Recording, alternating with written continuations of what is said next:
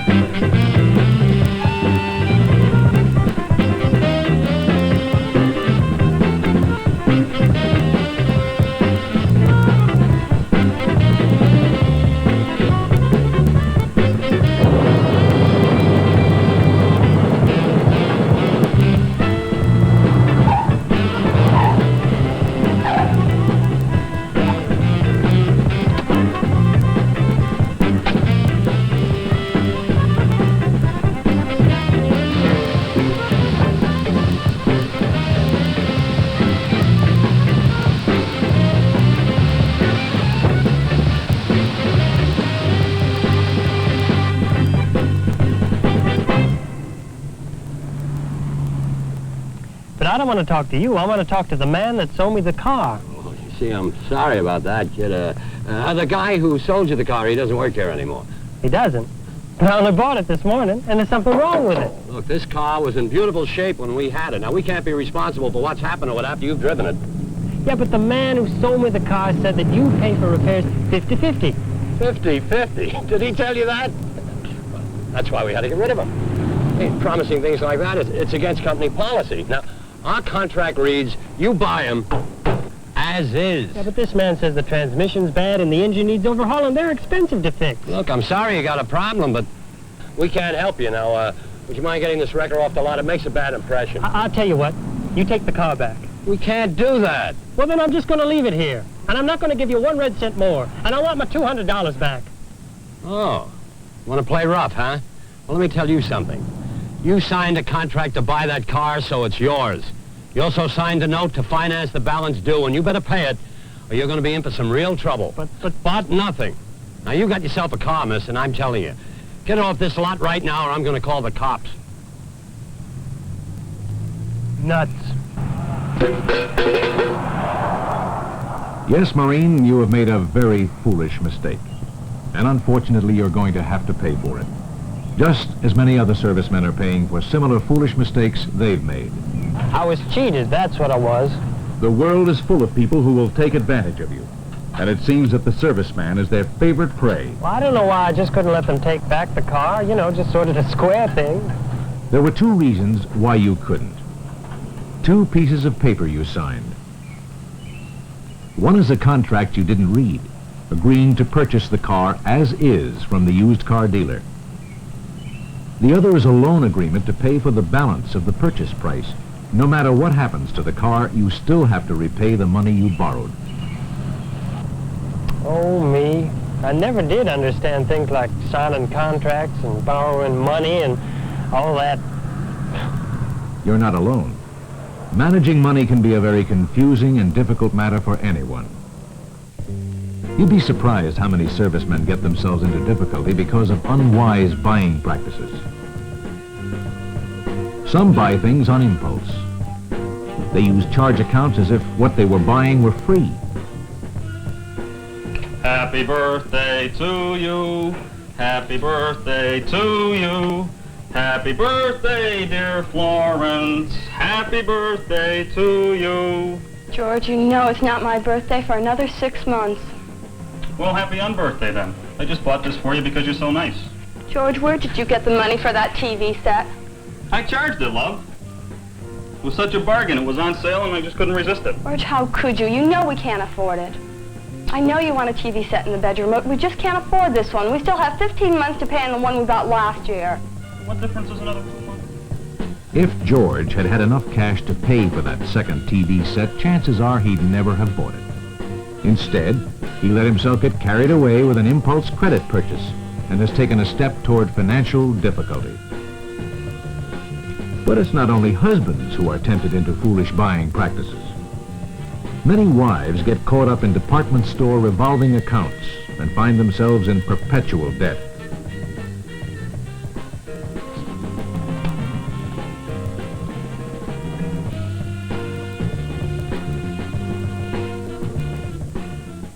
Diane, what's with this $30 charge this month? You know we've only been paying $20. Well, you know the other night when we had the cookout, I was so embarrassed when we had to set up those card tables. I just about died. So I saw this terrific outdoor table and Yeah, chairs. but why didn't you come and ask me first? Well, it's only $10 a month more. We can certainly afford that. Yeah, but by the time we get this one paid off, you'll go out and buy something else and we'll never get out of debt. All credit purchases should be paid within a definite period of time. Revolving charge accounts are very convenient, but it's awfully hard not to keep using them, especially on purchases that aren't really necessary. The result? Future income is obligated for months or even years. Of course, buying things that aren't really necessary is a major problem for most people. You're a natural-born dancer. Oh, oh, that's okay. Oh, you're catching on very fast.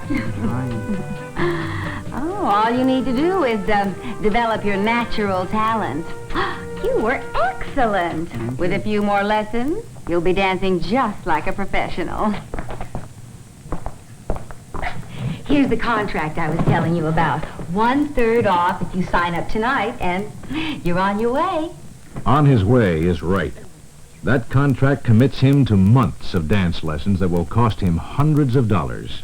Self-improvement courses are fine, if you can afford them. Unfortunately, the mind of the victim.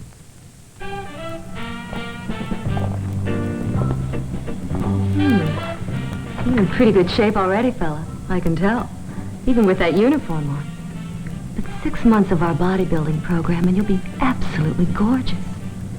And working out here is sure better than spending your time and money in some dirty old bar. Come on, sign the contract. The sales pitch is always convincing, but that contract is loaded with expenses, and anyone who signs it better be sure he can afford it, and that he really wants to see the program through to the end. Once he's signed, he's committed. Many people end up paying for mail-order lessons they never finish. Hey, Rembrandt, here's this month's bill for that stupid art course you signed up for. What does that leave us now? 21 more payments? Many young couples have been talked into expensive sets of encyclopedia far in advance of when they might ever need them. You bought them for the kids. Harry, by the time our kids are old enough to read, these books are going to be ancient history. I'm not even pregnant. There are people who have made the mistake of using credit to buy costly items from door-to-door salesmen. What a mess.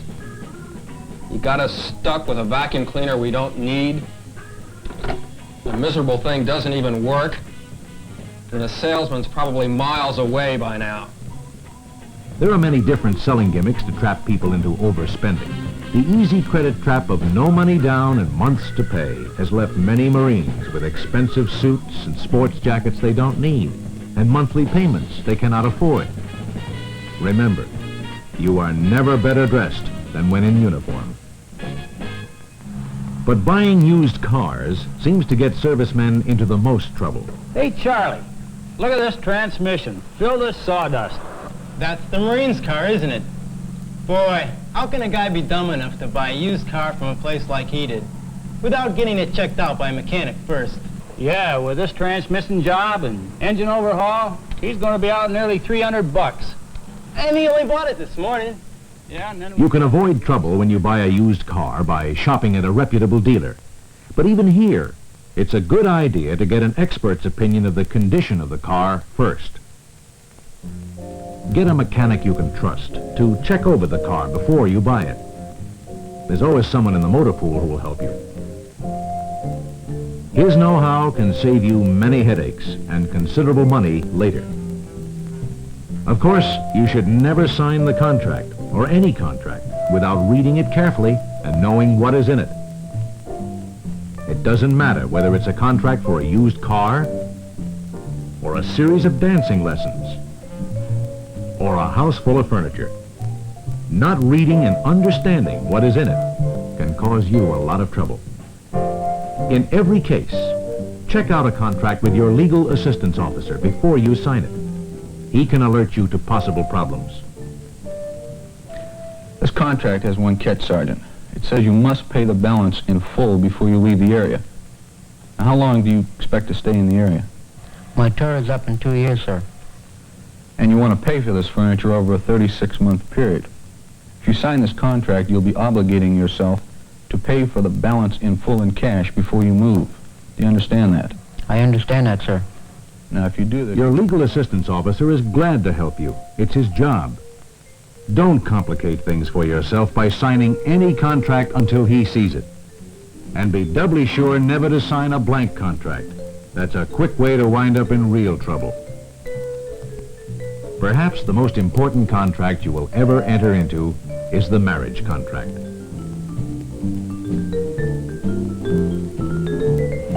Most servicemen expect to marry. But you should ask yourself, is this the right time? Can I afford marriage now? Can I support a wife and perhaps a family? If I do get married, will my wife have to work? If so, will the kind of job she can get lead to personal difficulties? Will she be happy far away from home, living on or near a military base? Would it be better if I waited till my tour is up?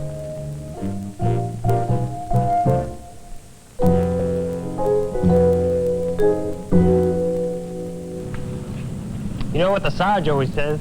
If the Corps wanted me to have a wife, they'd issued me one. Well, the Sarge is a man of experience. He knows the problems young service couples can have, both financial and personal. One of those problems concerns another important legal document, the power of attorney. This lets a wife make financial commitments without the husband's knowledge. What did you think we were going to do with it? I think it's going right back where it came from. We can't afford it. Can't afford it. Came free with a freezer.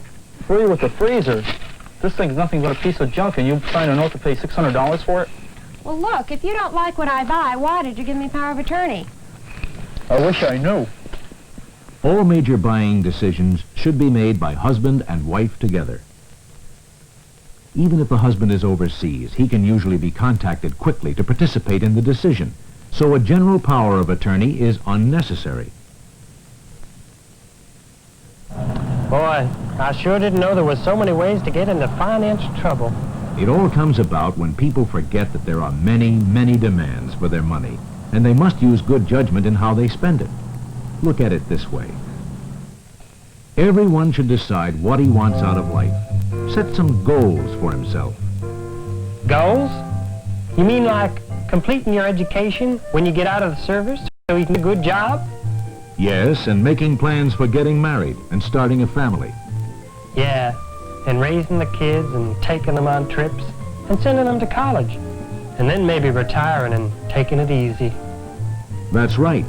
All this takes money. Enough for you to have the things you will need.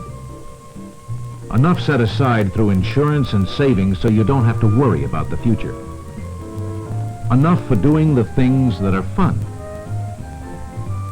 Chances are your goals will always require more money than you have at any given time, but they give you something to plan and work toward.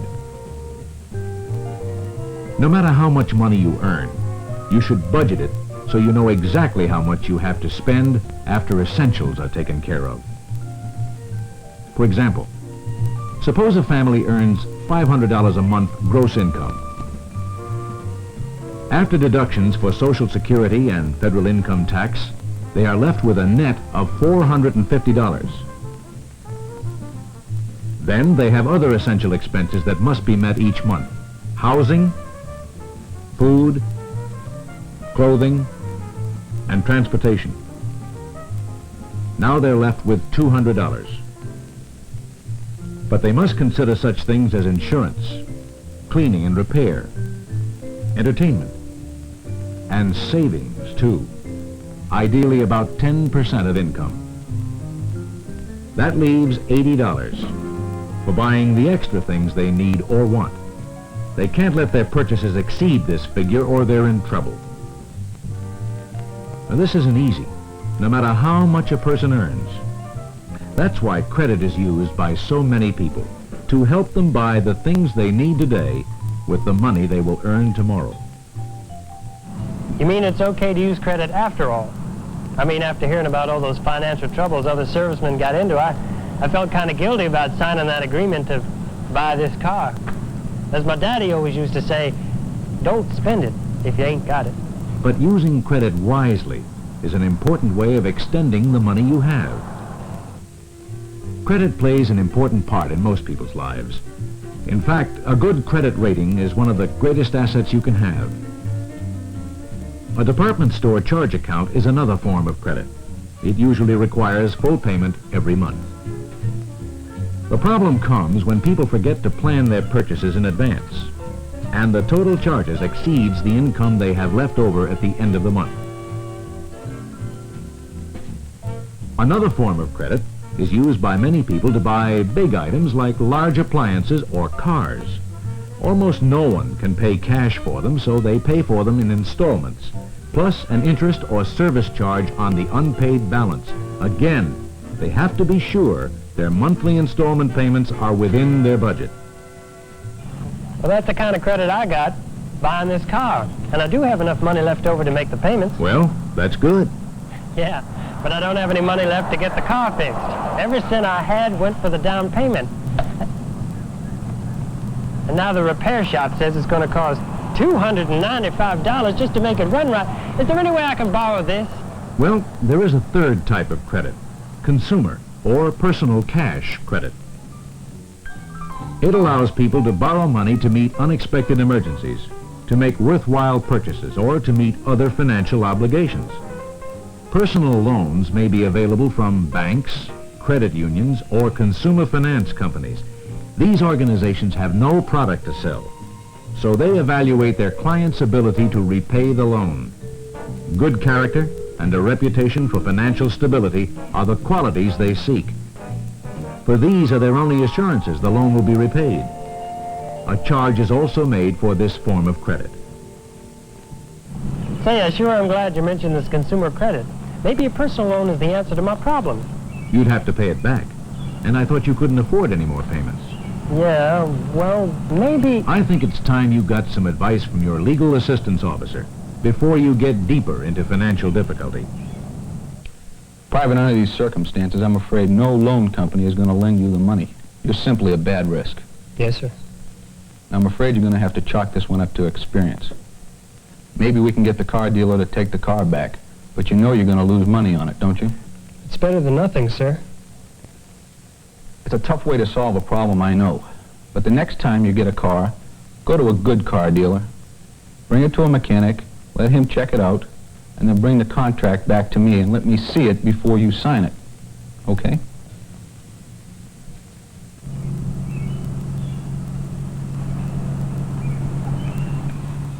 So they bought it back from you, huh? Yep, for a lot less than I paid for it. At least this check will help me pay off the note I signed. Sure wish that bus would come. You've learned a lesson or two from this experience, haven't you? You bet I have. I've learned everyone ought to have goals, and he ought to use his money to help achieve these goals. Then everyone ought to itemize his income and find out how much money he has after essentials to help achieve these goals. Of course, you got to make sure you don't spend more than you have, and that's where the wise use of credit comes in, to extend the amount of money you have in order to enjoy things now and pay for them out of future income. How am I doing? So far, so good. But you got to watch out for credit. It's a great convenience, and having a good credit rating is one of the greatest assets you can have, but credit obligates your future income. Use it unwisely and you can be in financial trouble for months or years. You have to be sure the ease of credit doesn't tempt you into buying more than you can afford. You got to avoid buying things you don't need. When you do buy, it should be from a reputable merchant. You should never sign any contract until you understand what's in it. Make sure anything the salesman promises you is included. Let your legal assistance officer go over it with you. And you should think twice about getting married before you are ready for it financially. I guess it all boils down to this. Wise money management is many things. Using good common sense, not getting overextended, looking at the full price of every item you want to buy as if you're going to buy it with cash. Right. And be sure to include the cost of financing, because borrowing money costs money. Yeah, but how do I know how much it'll cost? The place you borrow from is required by law to tell you the interest rate. Be sure they do. Well, that sounds like good advice. Oh, here comes the bus back to the base.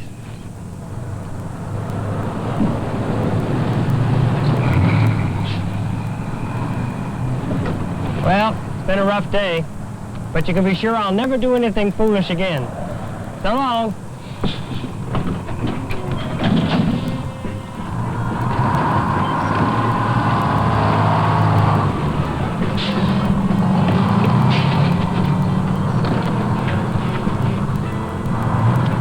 I didn't have any money. Only this check. Well, guess I'll walk back to the base.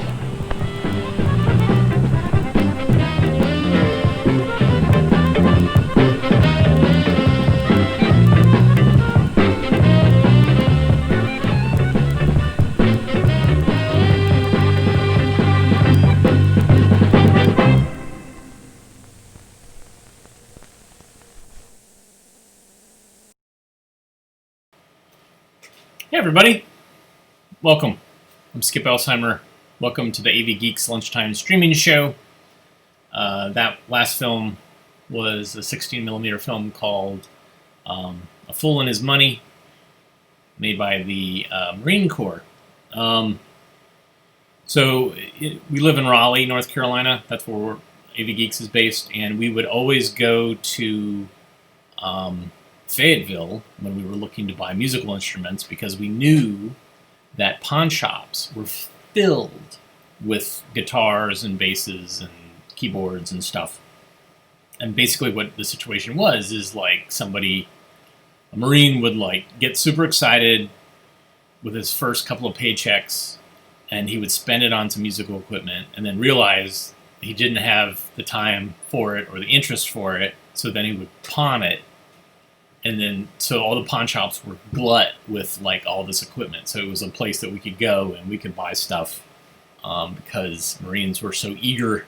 They were so excited to get like a regular paycheck that they didn't have to pay for, living expenses mostly, and they could go spend it on stuff like this. So,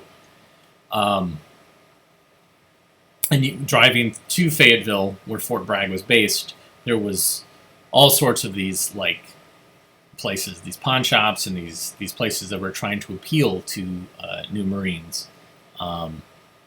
So it still goes on today, very much so. Marines are always being taken advantage of. Just anybody in the military, active military. You have this concentration of young people who are excited to have money, and people are trying to capitalize on that. So that has not changed. So, thank you, Kevin, for money for coffee. I needed it.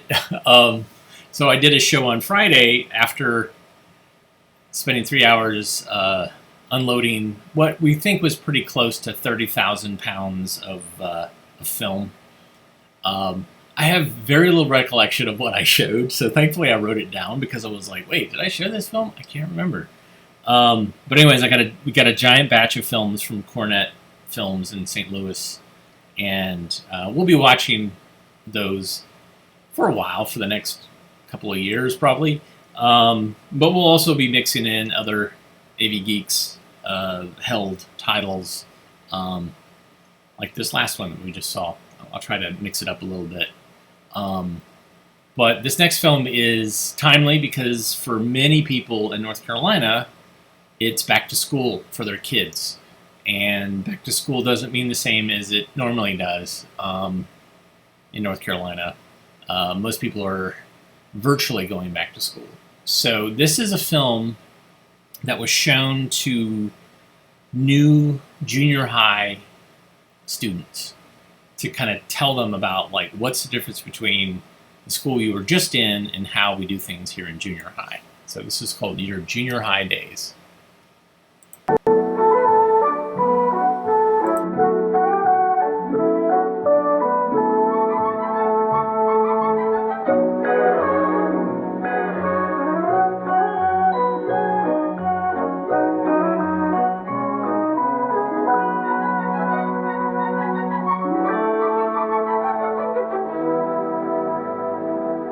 It's a big step, or rather a lot of different steps you take when you make the changeover from elementary school to junior high. So much is different here in this new school that many young people need help in getting off to a good start.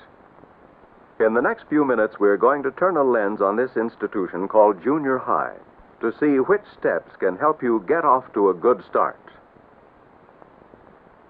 The first thing anyone notices on the first day at junior high is people. Lots and lots of people. Getting used to the fact that you are one among many, and what that will mean to you, is a part of making a good start. And what does this much larger group mean to you? It means, happily, that you will have many more opportunities to make friends than you had in the elementary school. It also means that you will be included in something big, a school with its own traditions, its own teams, its exciting long-time rivalries with other schools for academic as well as athletic superiority. You'll probably have your own cheerleaders wearing your school colors.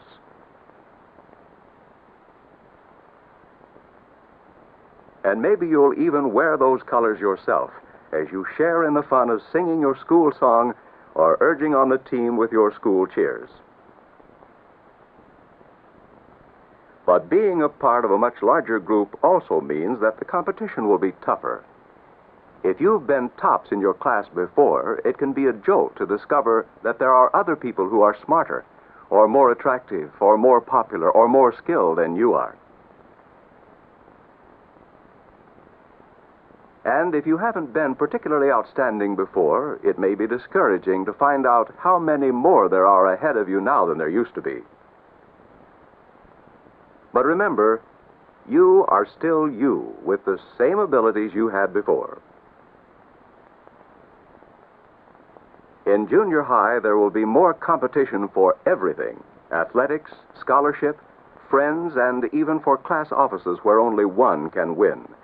What you have to do in the face of this increased competition is hang on to your self-respect. In some areas, you may never be tops. In others, you may have to work hard to make a good showing. Nevertheless, you are worthy of respect from yourself as well as others, and more so if you face up to your limitations. Another thing you must do when the competition is increased is to become more responsible. It's up to you now to get your assignment straight and not depend on the person beside you. It's up to you to keep track of your gym clothes, your books, and your other possessions.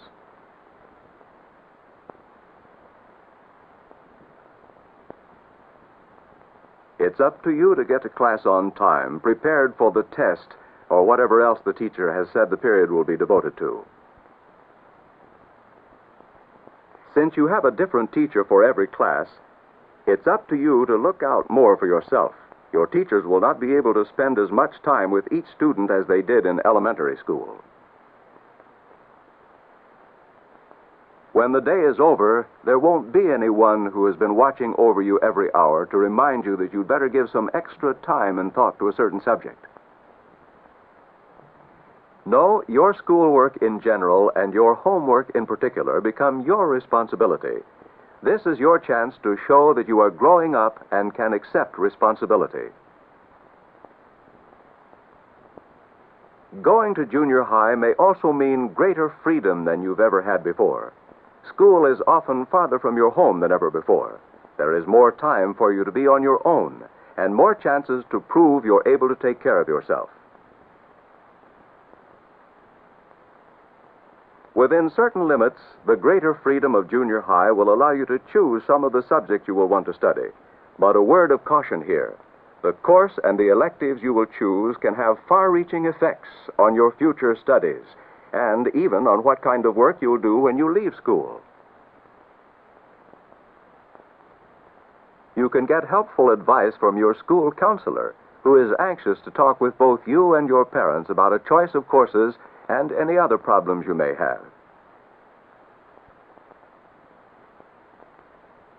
And speaking of problems, they're bound to come up. Maybe you have to check out a certain book or magazine from the library, and you've never been taught or don't remember exactly how to go about finding it. Don't feel shy about asking for help. Ask the librarian to show you how to use the library. I'm supposed to use the magazine index, but I don't know where it is. Well, Tommy, let me show you where it is. Maybe you've been given your first big reading assignment, and you discover that you read too slowly to get all your outside reading done. Tell the reading specialist or your teacher. You shouldn't be ashamed if you have a reading problem. You only hurt yourself if you let it go on when there's help available. Maybe your best friend of elementary school days has taken up with a new crowd and you feel left out and lonely. If this is a problem for you, take a look at yourself to see why you're left out. Usually people group together because they have common interests. If they have a common interest in talking about popular singing stars and that's not for you, be yourself. Find out what is best for you. Broaden your interests. Develop a variety of interests, and you will gradually become a part of a new group of friends.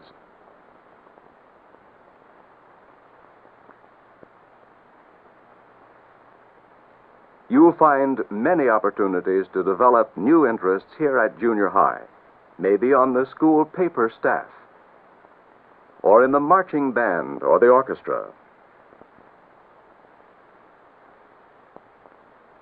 or the photography club. These and other extracurricular activities are open to people with common interests. Among people who like the same things you like, you can make new friends. Friends are made, remember. There's no such thing as a magnetic personality which attracts others without effort. But there are people who make the effort to introduce themselves. There are people who make the effort to learn other people's names and use them so that even a quick greeting has a personal ring to it.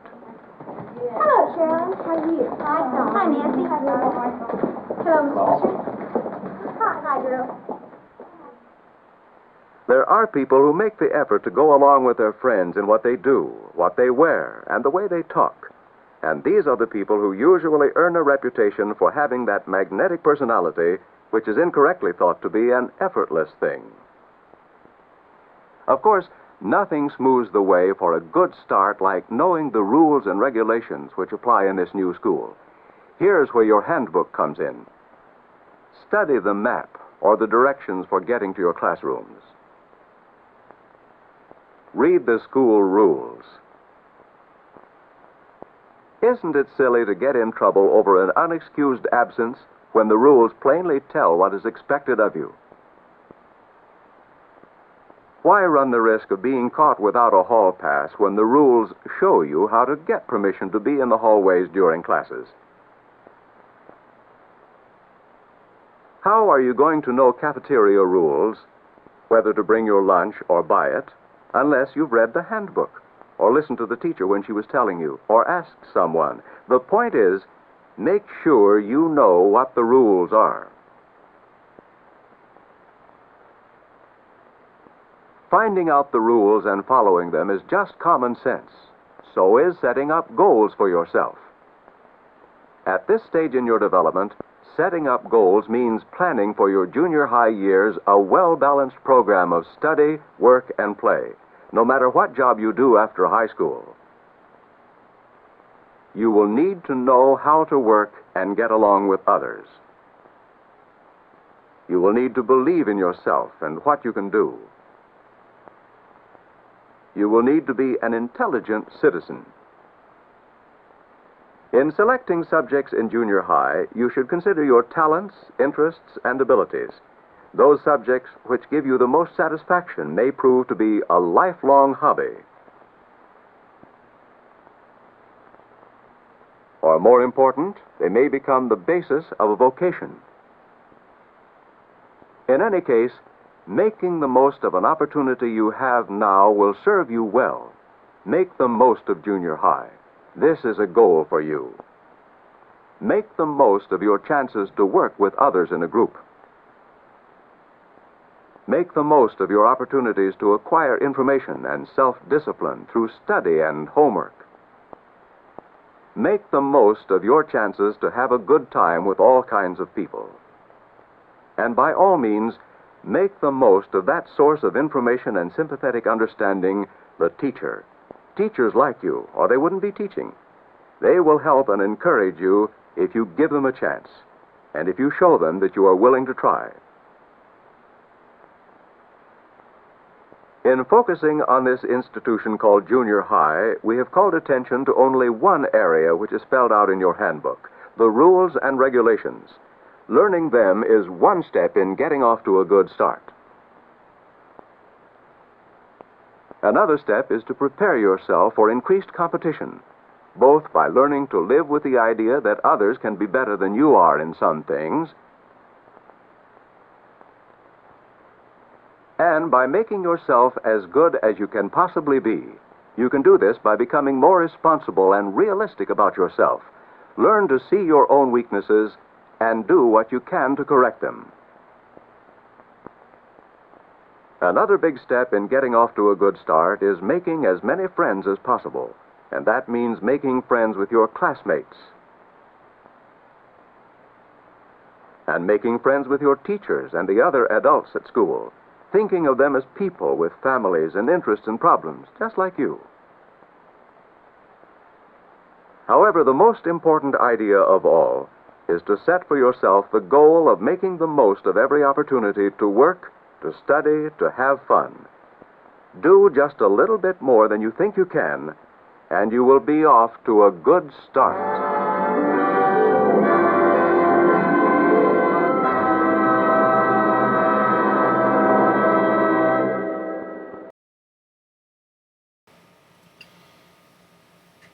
So many instructions, and I'm sure it was like shown on the first day of school. Or maybe if somebody was proactive, they would go to the, I don't even know what junior high is anymore. There's so many variations on it. I did not have junior high when I went to school. I was basically K through 8 in rural North Carolina. Maybe they'd go the year before and say, this is what is going to happen when you go to junior high. But fascinating. This is part of a show I did called Rules for Schools, and basically it was rules, all the rules associated with school, and there's a bunch. All right, this next film, I didn't change the title of it. Let me change it real quick. It's, oops, hold on. It's Have a Wonderful Evening. And I think, if I remember correctly, it's a film for babysitters. on fire safety. So enjoy.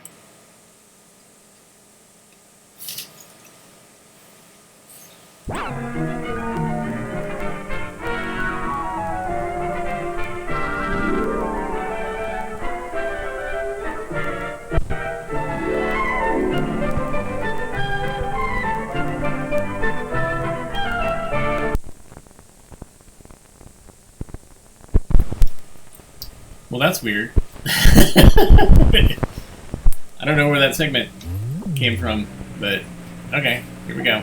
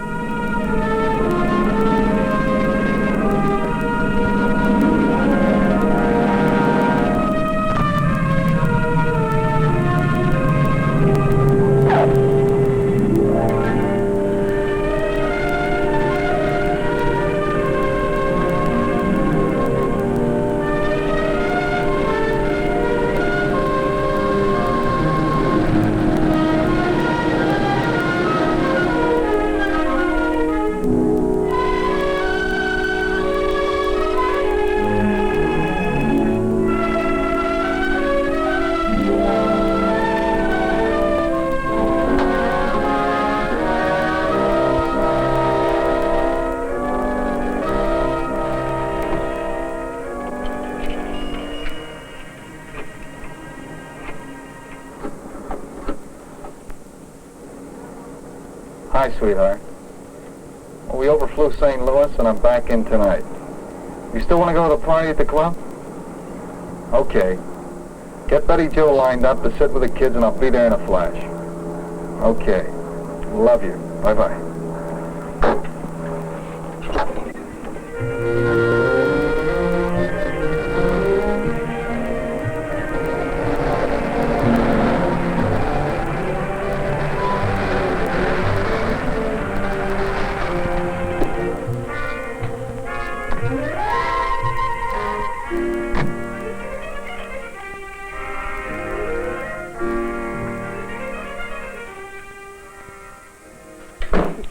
Hi, hon. Hi. Oh, hon, we can't get Betty Jo tonight. Well, we told her it was off, and she's tied up with some church group, but her sister Evelyn's agreed to sub, okay? Well, Evelyn's 19 or 20, isn't she? Well, that's even better then. You tell her we appreciate it. I'll give her a call back, and you'd better double-check with the club. Okay. Okay. Then we're all set. Thank you. Oh, hi, Mr. Baker. Did you get those screens fixed yet? Yep, Captain, all fixed. I was wondering who I should give the bill to. Well, I think Mrs. Barrell has a check already made out. Now, if you...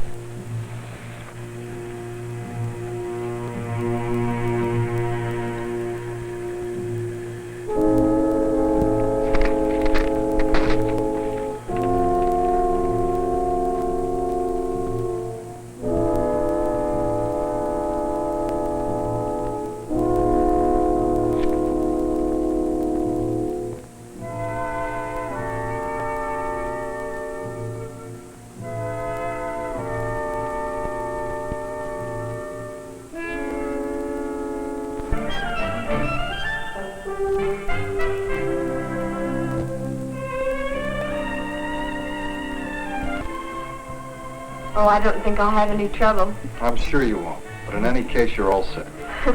Have a wonderful evening, and don't worry. Thank you. I'm sure you'll do fine. And the boys are ready for bed. Okay, fine, dear. Good night. Good night. Thank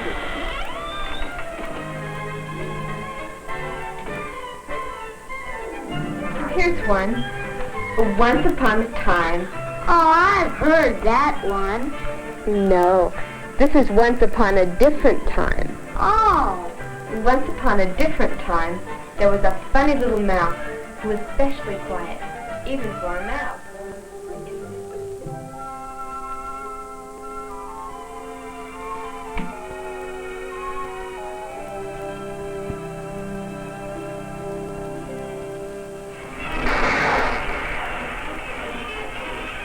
One color, and the top fur is another. Can you open that?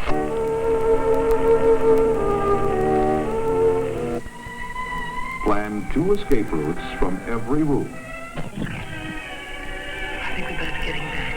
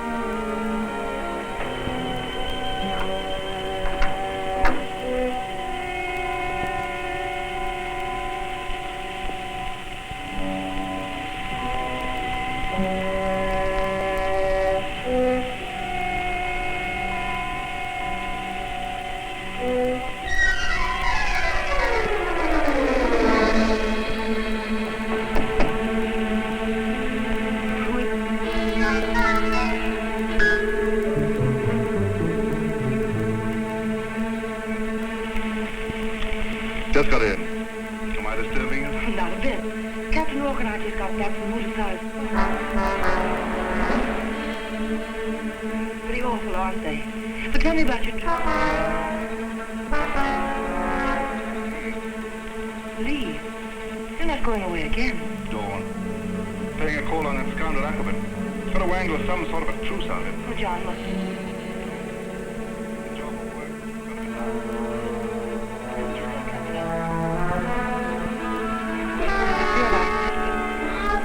I just don't want you to leave.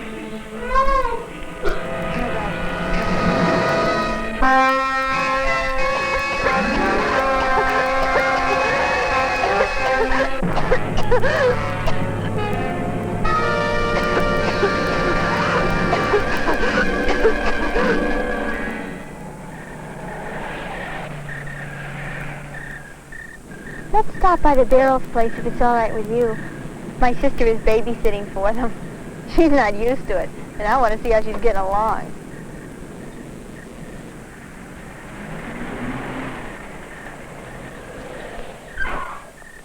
It was really a lot of fun tonight. Look, it's a fire! Hey, the Browns are still up across the street. You go call the fire department. I'm gonna go around to the back of the house.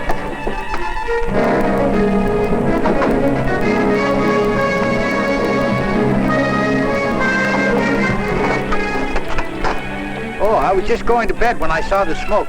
Sarah's calling the fire department. The boys' room is up there on this side.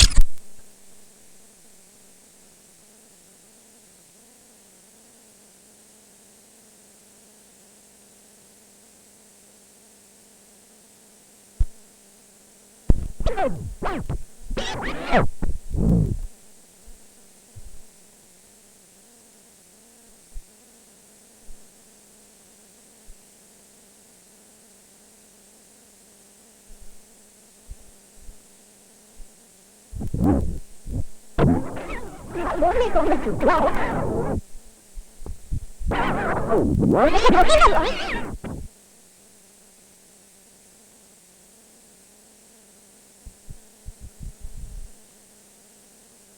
Yeah, let me go, Mr. Black.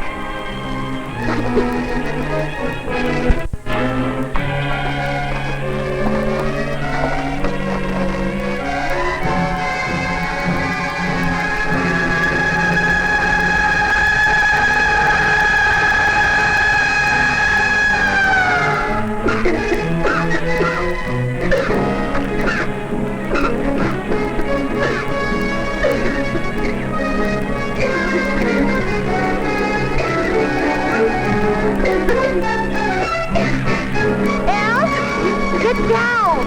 The smoke isn't...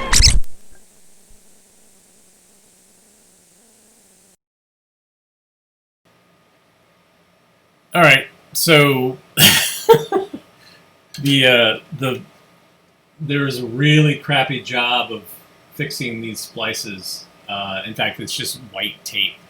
So what I'm going to do is I'm going to fix the splices, and then we're going to come back and see what happens, because I can't just leave you not knowing what happens in this amazing film of where a girl has lost her sense of smell and doesn't quite get the fact that there's a smoldering couch in the house. All right, so this next film is a salesman film. It's Goodwill Ambassador. Let's take a look at what wraps up the completely successful sale. It's good when a customer is sold, when the customer buys. They're elegant. You'll just love them. And look at this. Isn't this a perfect gift for Bill? I'll take it. It's even better when a customer is sold all she needs and wants in both quantity and quality. Well, that's a good idea. All right, you've sold me. I'll take the blue one and the black. Also, we have some beautiful Italian handbags that just came in. I think you'll find them very unusual. They're right here. Let me show you one. For a sale that's 100% successful, a customer must be sold on more than just the merchandise. She must be sold on the store, on the department, and on you. She must be sold every moment by the atmosphere of the store, the attitude of the store people. Then she'll be sold on coming back, and that's the deepest measure of success in professional selling.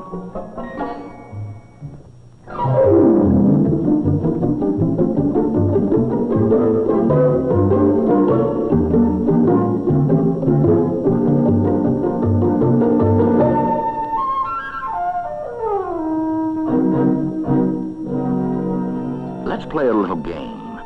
Now just sit back and try to become completely absorbed in this scene. Feeling relaxed, peaceful.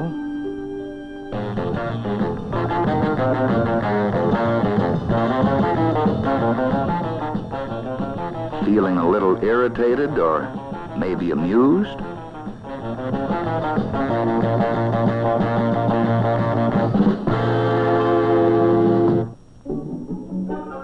How does this make you feel?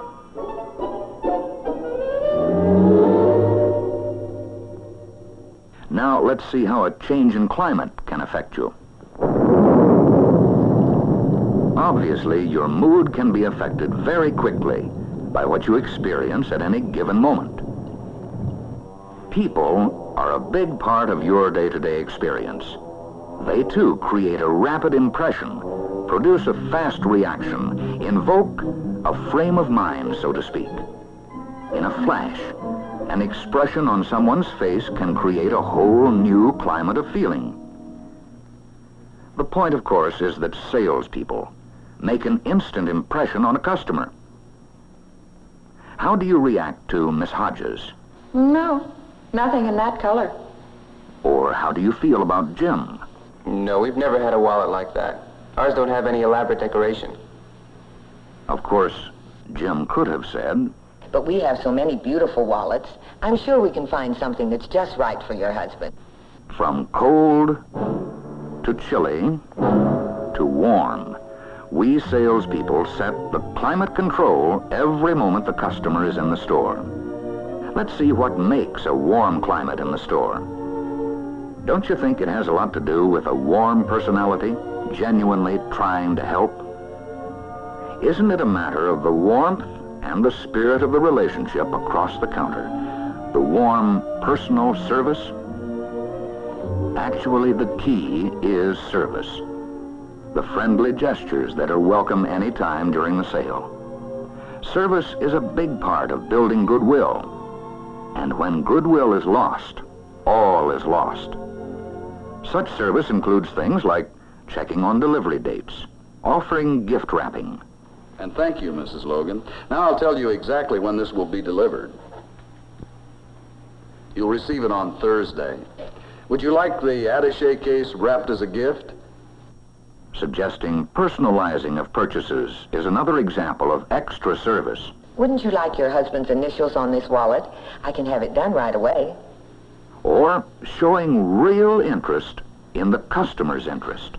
I'll give you this booklet put out by the manufacturer, how to get the most mileage from your luggage. Lots of good ideas. Saving wear and tear on the customer. You have so little time before you leave on your trip. Don't forget about our personal shoppers. They can save you so much time and trouble. Expressing a desire to continue to satisfy the customer. I'd like to give you my card. If you have any questions or want anything else, just come back or call and ask for me. Mr. Edwards. Recommending other shopping ideas.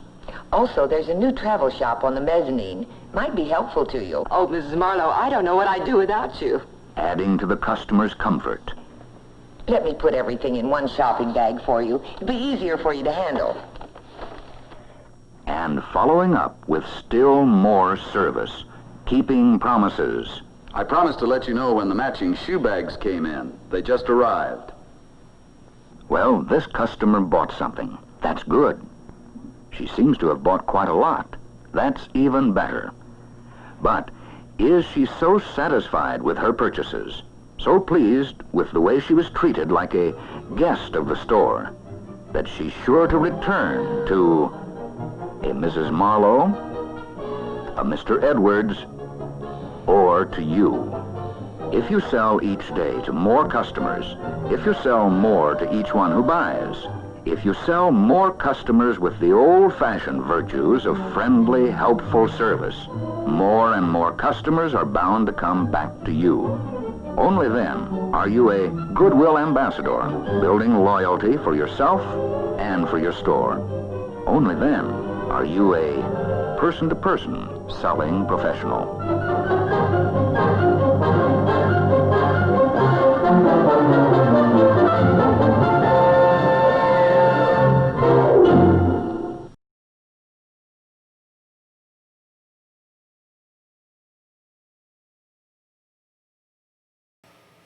All right, I think I got it. So I don't know if you noticed, like, that Goodwill Ambassadors, there were some common actors from those management films that we've shown. The ones made by Calvin, and this was another Calvin production. And so there's some women that were in there that were shoppers, who were girls, and also men who were management people or people that were a problem in those management films. So Calvin did a lot of industrial stuff. There was another film I showed last week called Help Yourself to a Smile, and that was also had some Calvin people in it, and I think that was a Calvin film. Anyway, so I've spliced Have a Wonderful Evening together, and I think we got it. This is actually a Technicolor film, and I just think the film stock, when I've run across a film that it's a Technicolor film, it seems like it's a little bit more brittle, and it scratches because it's a thicker emulsion with lots of color depth, and so it scratches easier, and so you'll notice that with this, there's some scratches. So let's get back to Have a Wonderful Evening, Fire already in progress.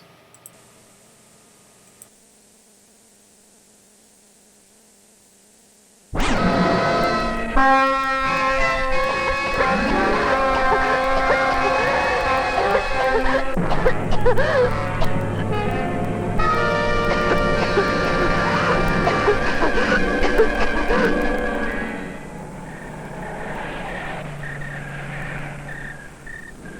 stop by the Darrell's place if it's all right with you.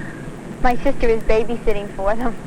She's not used to it, and I want to see how she's getting along.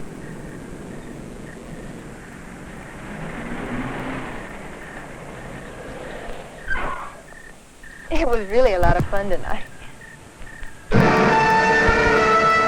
Look, it's a fire! Hey, the Browns are still up across the street. You go call the fire department. I'm gonna go around to the back of the house.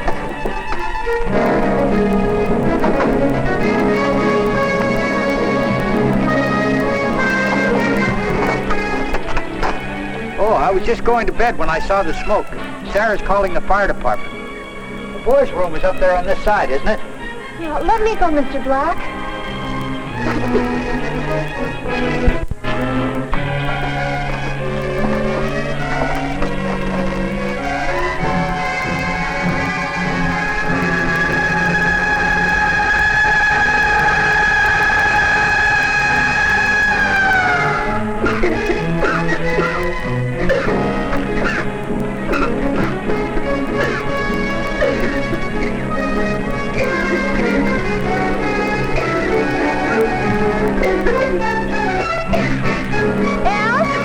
Get down!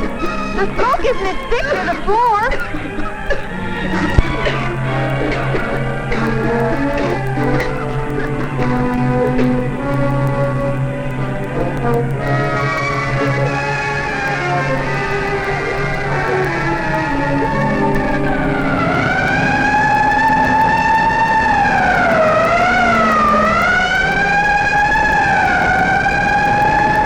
Break the incline.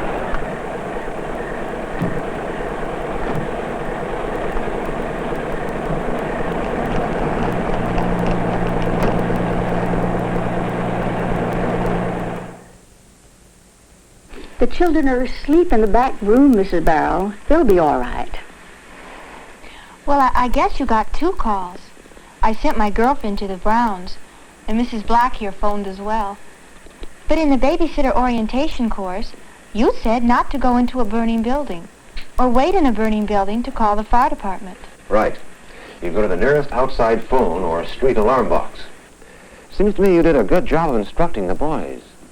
Billy tells me you told him to go out on the roof of the porch with his brother in case of fire, and not to try to run through a burning house. From what you said a few minutes ago, Chief, we should all have escape routes figured out around our homes. You're 100% correct. That's one of the most important things we can do. I was sure we'd never have anything like a fire. You never think it can happen to you. In the babysitter orientation course, we're told there are hundreds of home fires every day. You're supposed to close the bedroom door to keep smoke and hot gas out.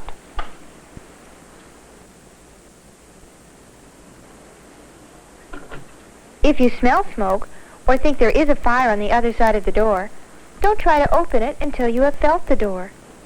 If it's hot to the touch, don't try to open it at all. If it's not hot, open it carefully. In case there is heavy smoke out there, shut the door and take some other escape route. Where there is smoke, crawl on your hands and knees. Heat and smoke rise. Air is nearly always pure and cooler near the floor. More people are suffocated by smoke and hot gases than are ever burned. And of course you don't ever leave small children home alone. And don't go to sleep. If there is a fire, get them out first, and fast. Don't wait to dress them, just wrap them in blankets. And get them all in one trip. Also, if you think you smell smoke, like you did, Evelyn, it's safest to get the kids ready to go, or take them to a neighbor's, so the smoke can be investigated. It's really training for life-or-death situations when you think of it. We all ought to have it. The basic we missed is planning escape routes. How do you get out of second-story rooms safely, Chief? Well, Captain, your children's room is ideal, with windows opening on a low roof. But where there's no porch or the like, one solution may be a folding escape ladder. Folding ladders have limitations, of course. You must be agile to use one. And if there's smoke or flame coming from a lower window you must pass, the ladder may not be usable. But lacking a ladder, you can hold the children at arm's length and drop them to the ground or into shrubbery, and there is very little chance of them being hurt. After all, it's only a drop of 6 or 8 feet, actually. Then when the children are safely taken care of, you can hang by your hands. And you'll find that drop isn't nearly as bad as it looked when you were standing up. I never knew there was so much to babysitting. I think we can all begin to realize how important it is to have an accredited babysitter. A girl like Evelyn's in a pretty tough spot under these circumstances. We're developing a citywide and community babysitter program, and anybody who takes care of small children should attend it. I want to do it. There are a number of times when I'm called on to sit with children. I believe they mentioned something about this out at the base. Yes, a good many military bases have programs like this, and fire departments across the country have babysitting orientation programs. Well, I think the next thing on our program is to get these girls home so they can get some sleep. Oh, thank goodness everybody is all right.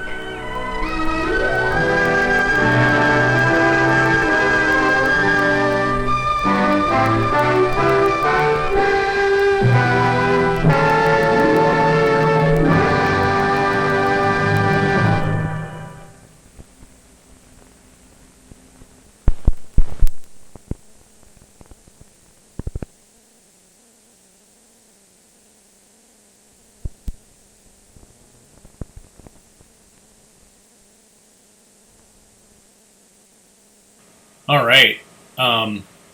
So here's a new leader lady or China girl, or there's lots of different names for this, but these often appear before or after the film. It's during the countdown. And this is for the film labs to kind of make sure that they're hitting their color targets when they process film. And there's lots and lots and lots and lots and lots of different ones. And I don't know if you noticed, like during the countdown, at the beginning of the show, I have a reel, or I had like a short reel of a bunch of different types of leader ladies and leader lads, leader dudes, all serving that purpose. And this is a new one that I have not seen before, so I'm going to probably get a screenshot of this and send it off to, there's a couple of people that collect these. I think Northwest Film folks do it. I can't remember the names. I'm very bad.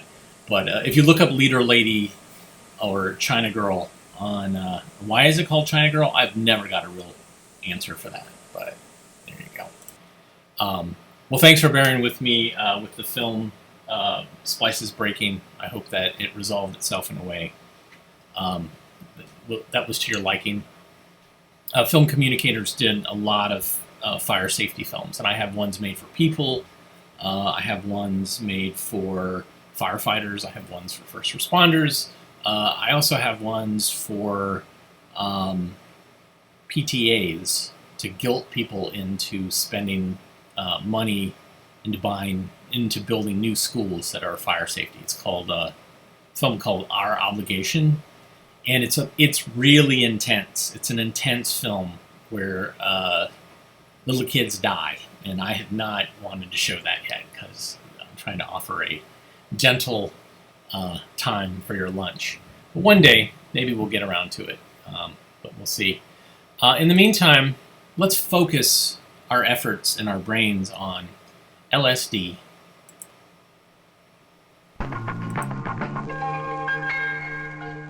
This is LSD.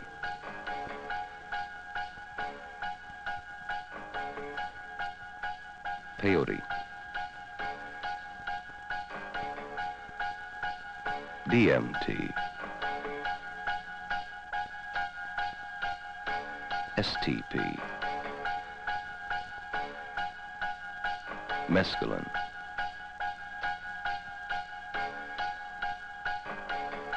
Psilocybin. Hashish. And marijuana.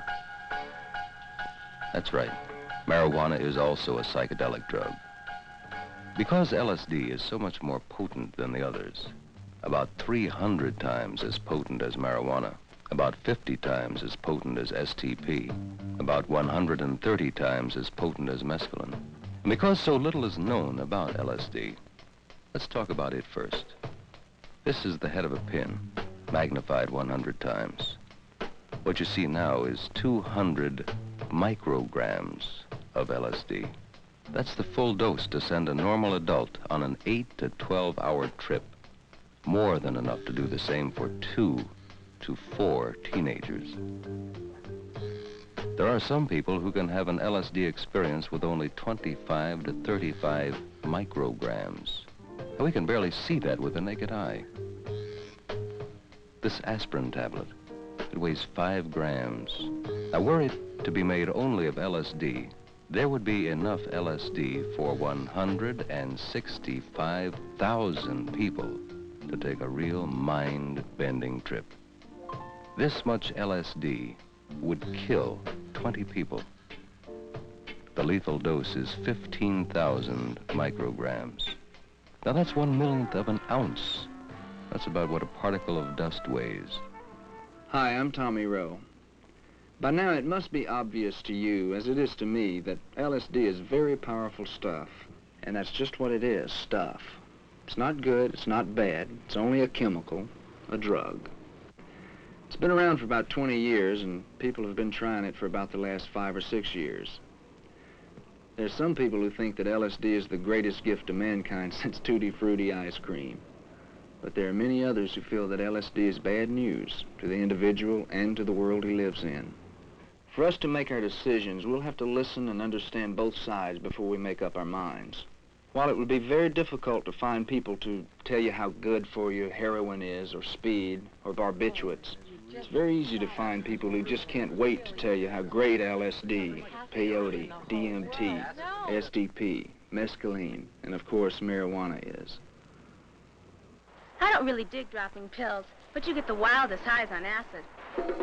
But the only time I think I've been able to understand myself was on an acid trip. Then things were really clear. Now, I've taken LSD 42 times, and it hasn't done me any harm. Why knock it? Some of our country's greatest minds drop acids. They couldn't all be dummies. But everyone says when you drop some acid, the whole world becomes clear to you, like an open book. What if you thought of it as a great adventure, a great experience, and you had someone with you for the whole trip? I don't believe all that dumb stuff about chromosome damage. We would have seen all them deformed babies by now anyway. That's basically what one side has to say in favor of LSD. Now let's hear what the other side has to say. Then we'll be able to make up our own minds. Let's hear from young people who have had their reasons for being down on LSD. Let's also hear from doctors, psychologists, and other experts who have tried LSD themselves, who've had a great deal of experience with LSD and the people who have taken it. But the only time I think I've ever been able to understand myself was on an acid trip. Then things were really clear. As a psychologist, I have to tell you that the understanding you think you have gained just doesn't fit in with the facts. Here are the facts. You've been on a number of trips, and we're both agreed that you're having even more problems with your school, your parents, and even your friends. Perhaps what you think or feel on a trip just doesn't fit in with the straight world which you must return to and must learn to live in. As far as understanding yourself is concerned, the only real understanding you could gain would come from having a bummer and then analyzing it, which would mean you'd have to want to try to have bummers and then attempt to understand them the way that psychologists analyze dreams, which, unless you are properly trained, you cannot do by yourself. I don't really dig dropping pills, but you get the wildest trip on acid. Yeah, but you can also get the wildest bummers. And you can never really be sure which it's going to be. But what do you mean? Nobody ever knows enough about the quality of the acid itself, or their own hidden hang-ups that would make it to be a real trip, or a real bummer. Yeah, but you've dropped acid. My third trip was a real bummer, enough to make me not to want to go on a fourth. What if you were really cool when you did it? The setting's just right. You're not uptight or paranoid about getting busted. What if you think of it as a great adventure, a great experience, and you have someone with you through the whole trip, someone straight who hasn't had any acid? Well, it could be a great experience and a great adventure if you're really in the right frame of mind. If you're sure about the dose in the cap. If you could be absolutely certain there wouldn't be chromosome damage. If you won't feel guilty about what your parents would think. And if you're sure you couldn't get busted because it is against the law. But how can you be sure that for the 8 to 16 hours the trip will take, that your straight friend, your babysitter, will be reliable, will stay with you and be able to handle any problems you might get into and not have a contact trip recurrence of his own just from watching you on yours? Lots of luck. Why knock it? Some of our country's greatest minds drop acid. They couldn't all be dummies. Who, for example? Who's one of these great minds? You don't understand. I keep explaining it, but you don't understand. LSD, or mescaline even, if you just let it happen, wow, you find you can really love your fellow man. Even when you come down, you can really love your fellow man. No, I don't agree with you. I mean, what kind of a person are you if you can only love your fellow man if you've taken drugs? But LSD and mescaline open your mind, your feelings. They make you feel you can just about love everybody. But I always hear that, Laurie. I mean, I think kids that take a lot of acid must have some really big hang-ups. How can they be capable of loving anyone? Gee, Laurie, it's easy to say you love everybody, but it's very hard to find just one person to love. Who says you can't love one person when you're on acid? What is there to stop you? I say you can't. I mean, it takes over 10 hours for an LSD trip, right? Right. So the kids that are involved in LSD don't have time for anything but themselves. They don't have time for anybody, whether it be just one person or everyone in their lives. You guys are just not with it. You belong back in the Dark Ages with the cavemen. How do you expect to get on in this world if you don't keep up with what's going on? Know what's wrong with the whole world. But everyone says when you drop some acid, the whole world becomes clear to you, like an open book. I've got news for you. It would take more than LSD for me to understand what's wrong with the whole world, or even our local politics. Honey, you may think that you know things when you're up, but you can't really know any more than you already knew before you took the LSD. You may have feelings with LSD about what you know, feelings you've never felt before. But you could never know what you haven't learned yet. Evelyn, I've been trying to tell you something, but you never give me a chance. I'm listening. Why don't you tell me what you're gonna say? I've been thinking, we should try some acid. I hear it's a real cool trip. Sure, and so is cocaine. But where are we gonna find that kind of money? Besides, if anyone finds out, we'll be in a lot of trouble. Man, like cocaine is a hard drug. I'm talking about acid, dummy. LSD, not cocaine. Don't tell me about acid.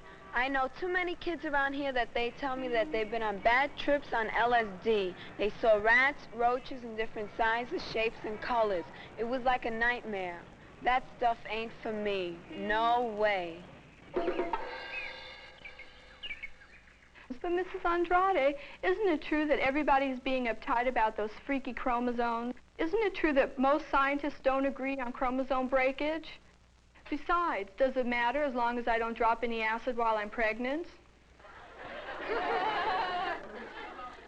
If LSD won't kill my chromosomes, the pollution in the air and water will. So what's the difference? The difference is we're talking about two different things. We know that if we don't take LSD, we won't damage your chromosomes. All scientists know that it's too soon to know exactly what the damage will be, especially to your children and your children's children. But water and air pollution are killing us anyway. Well, that could be, but I don't agree that we should just sit back, swallow some acid, and say, well, man, pollution's going to kill us anyway. This time the whole country is worried about pollution, and things are being done about it all the time. How much are we doing about it if all we do is complain and swallow a drug? Not much better than bad people doing bad things about our water and air. This world's in bad shape, but it's the world that your generation is going to have to run in the next 10 to 30 years. So what kind of preparation is LSD, STP, DMT, peyote, mescaline, or marijuana for what you're going to have to do to straighten it out? Oh, come on. Mescaline is a natural drug. What could be wrong with something that's natural? It's made out of cactus buttons or mushrooms, or is that peyote? Well, however it's made, it's natural. And you don't get chromosome damage from something that's natural. Maybe you don't get chromosome damage from mescaline, but are you sure there aren't any other kinds of damages? Like from a mental hang-up? Oh, Paula, it never hurt the Indians, and they used it for thousands of years in their religious ceremonies. Sure, I know, but for how many ceremonies a year? How many times a week? And were their minds and bodies fully developed? Or were they still kids, teenagers? And do you know whether they would wander all over the place where they could get hurt? Or just sit there safe and stoned in their teepees? And I'm sure they didn't have to cross 42nd Street and Broadway, or Sunset and Vine when they were stoned. Well, of course not. You know they led very simple lives. That's the point. It's much easier for one of us to develop a hang-up on a drug like mescaline. Like, it can become a crutch. There are too many people who just can't hack living in our very big and mixed-up life. You know, a drug doesn't have to do damage to your chromosomes to do damage to you. Oh, that's an old argument. Do you need a new one? Well, you've seen two sides of the LSD psychedelic question. But if you really think of it, there have been about 20 sides to the question. And we've had a chance to hear that many people speak their minds. While it's possible that some things were left out, we did hear from the most important and most strongly felt opinions about LSD.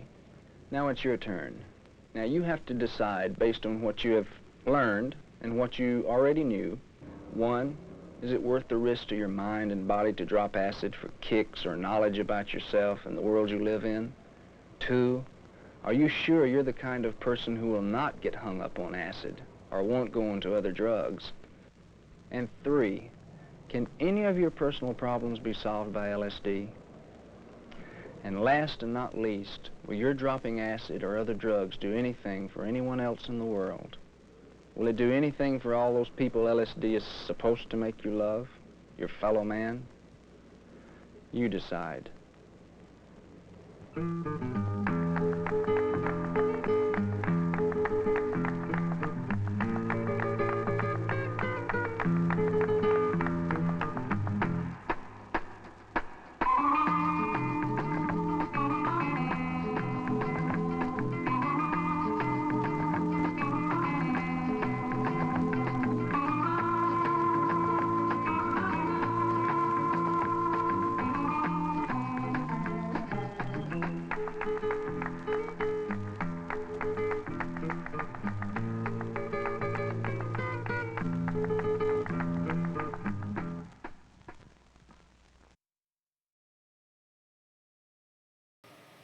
So Tommy Rowe, some of you pointed out in the comments, he did the song Dizzy, which is a great song.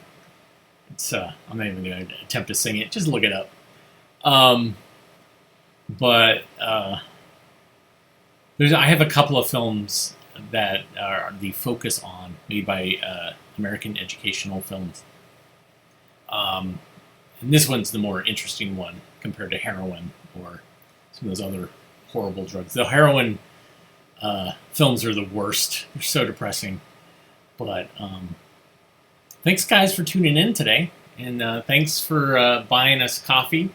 That's much appreciated. That is, as I've said in the past, that is the lifeblood lubrication for AV Geeks, is having plenty of coffee to keep us going every day. So going to that link is a way to do it. Also, going to avgeeks.com. I know people have been buying DVDs, and that's also a way to do it. It's very much appreciated. And if you're on YouTube or Facebook, you can like or subscribe or do whatever. But very much appreciate your attention and comments, and we'll be back tomorrow at 1 o'clock. So everybody have a good rest of the day. I'm going to leave you with this image which was written inside a can that we found, which was "Please rewind," and there was a little peace sign. Love each other. Yeah, there we go. There's the hippy dippy, good, happy, touchy AV Geeks message for you. Everybody have a good rest of your day, and I will see you tomorrow.